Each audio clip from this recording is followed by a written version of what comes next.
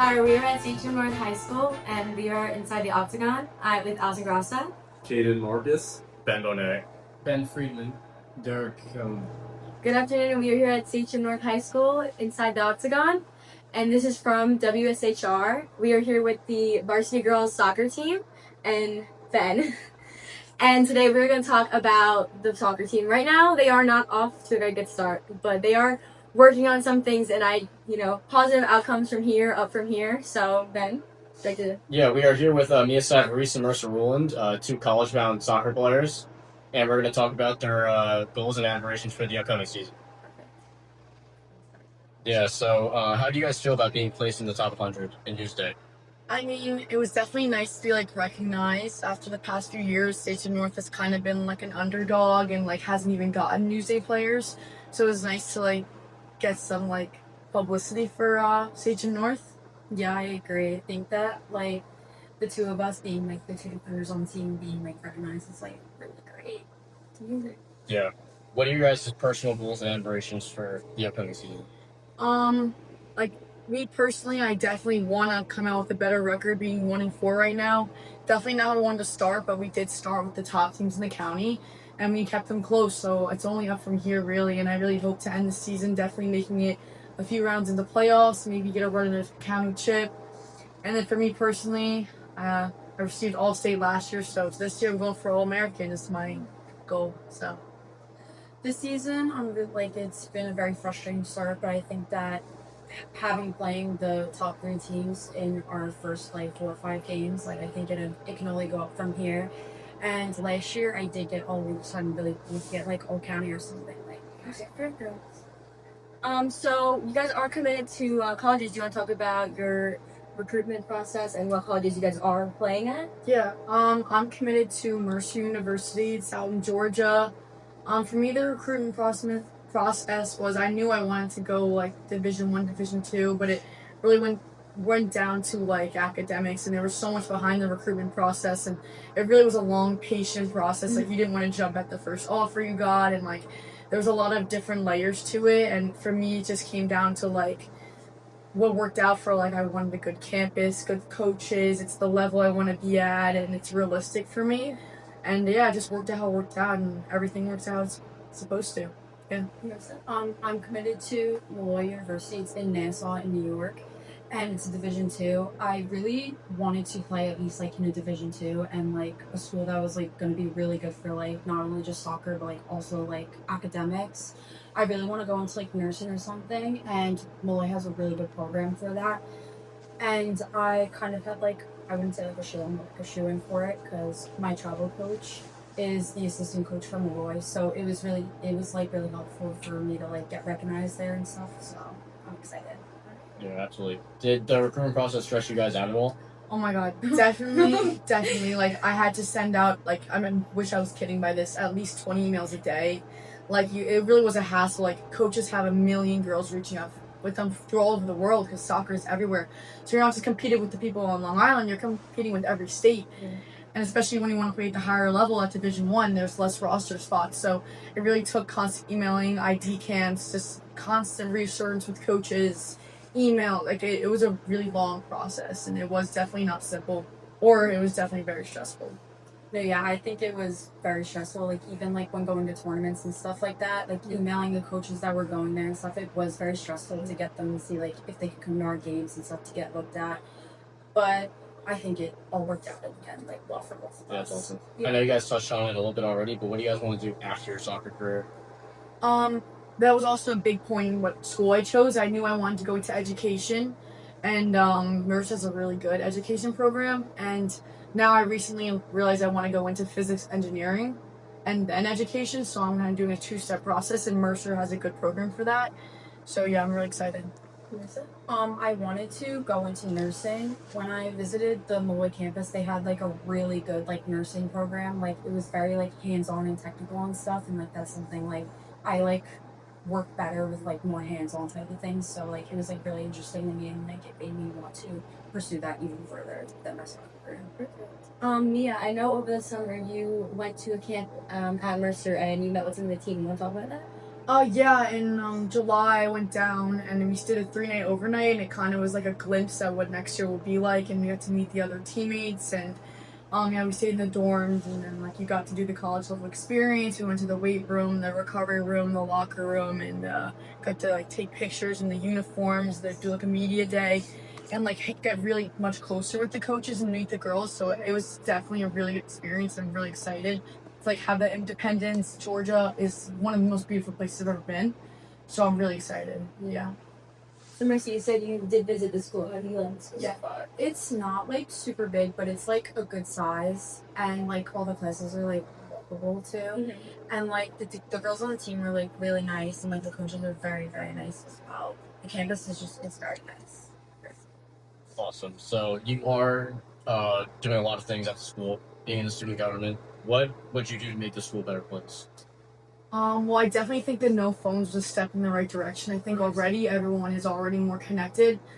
I think we're in a good place right now. For me, just more events where we could be more together. I still feel like there's definitely a separation in a lot of like groups of athletes, artists, theater kids, musicians, and I feel like we definitely can do more to get everyone to be more together.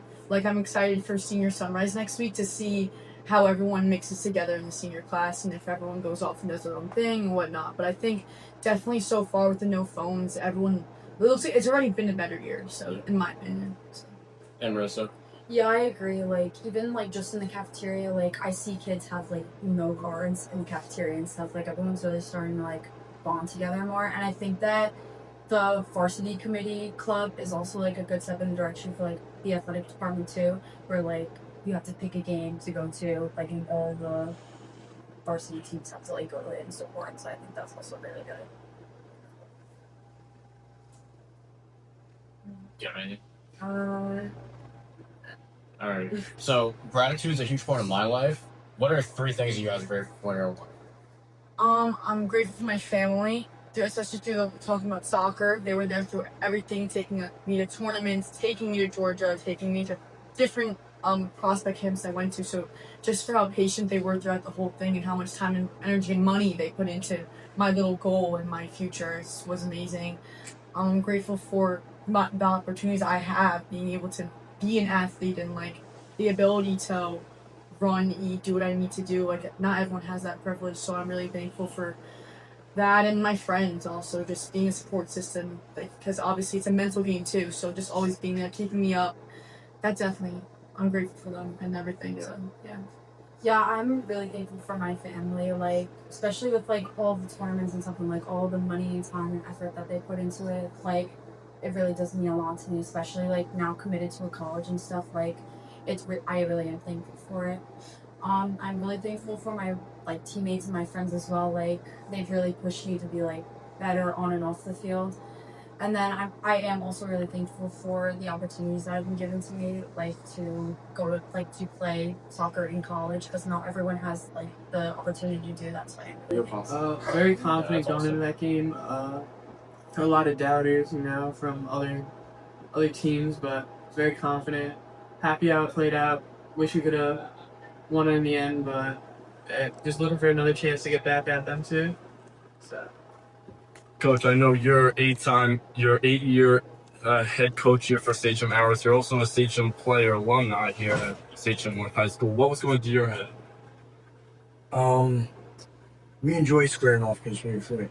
Okay, they've been the best of the last 20 years, and we enjoy that challenge. We have a ton of respect for them. I wasn't shocked by the fact that we brought them to overtime. Our kids are going to compete. Okay, we've been stressing competition. Playing for 48 minutes and playing tough. And I have a ton of confidence in our guys. Our coach staff has a ton of confidence in our guys. So, listen, we're disappointed we didn't win the football game. The standard is the standard. We practice, we train, we commit more time than anybody else, and we do that to win. So there is no consolation prize here, but we are motivated to get better each week.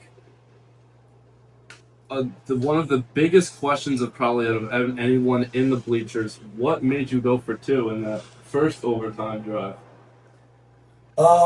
It's a feel of the game. Okay, it's a feel of the game from a coaching perspective. Something I felt we had to do. 2 years ago when we knocked them off at their place, week 6, 22-21 win. We got to 2-point conversion. We converted. This time we did not convert, so we did not execute that last play. In terms of the decision, if I was to do it again, we'd call the same thing. We'd call the same play. It was the right decision at the time. I believe in our kids.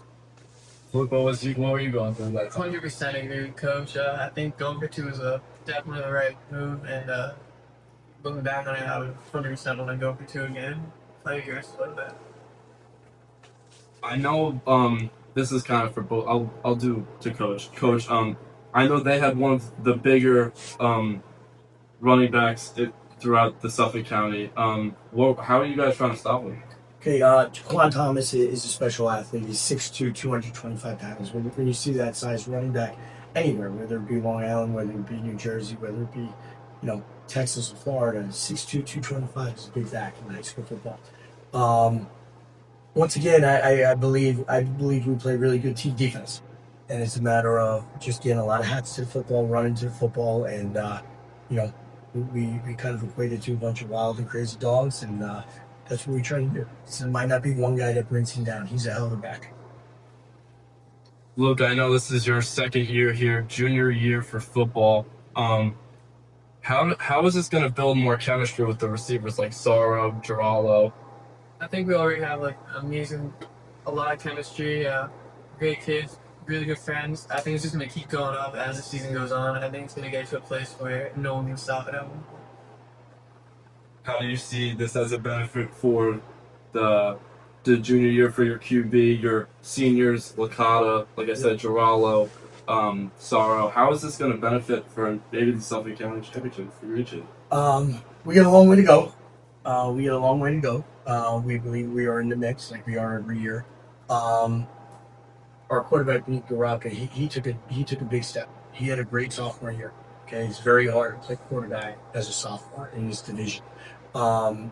He took a big step in the summer, took a big step in the preseason, and we noticed it. So I was not shocked by his performance last Friday night.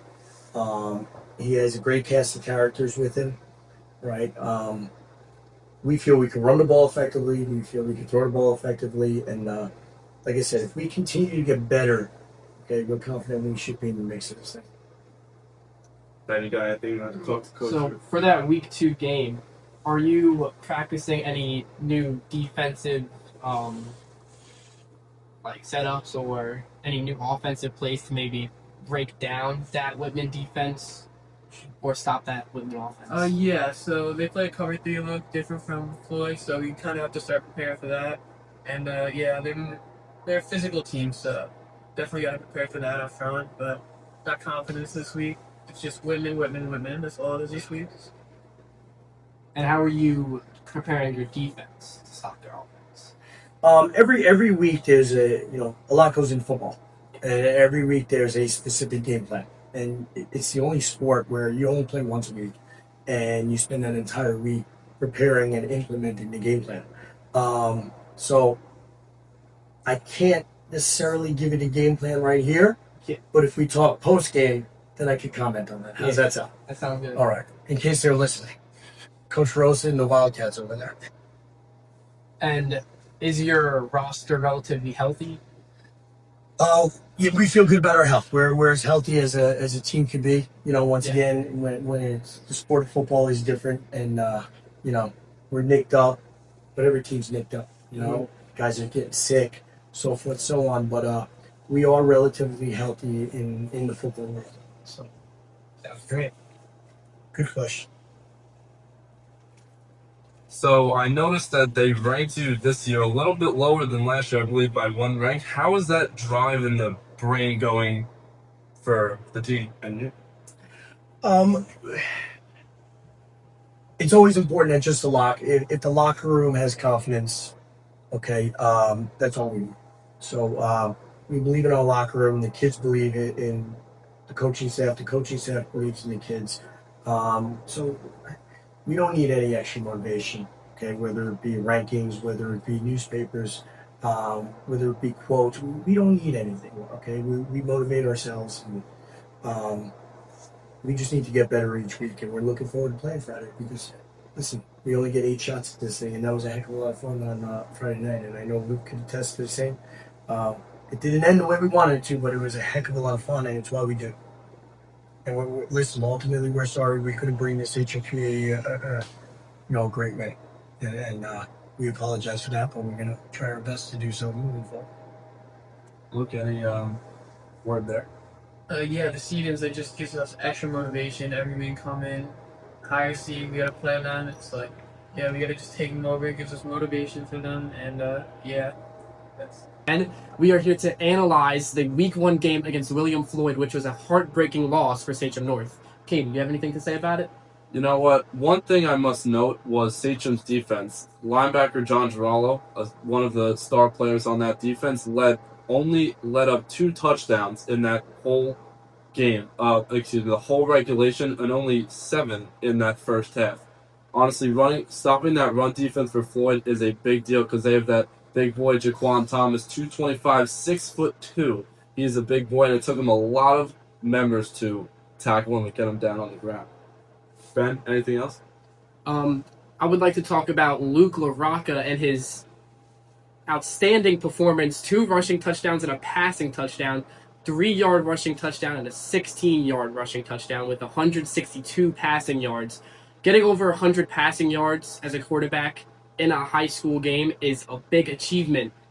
In Sachem North's history, there really haven't been that many 100-yard passing games for Sachem North quarterbacks. So it was a great game for Luke LaRocca, even though they did lose the game, unfortunately. Thank you for watching the first ever episode of Inside the Octagon. I hope to see you again in later episodes.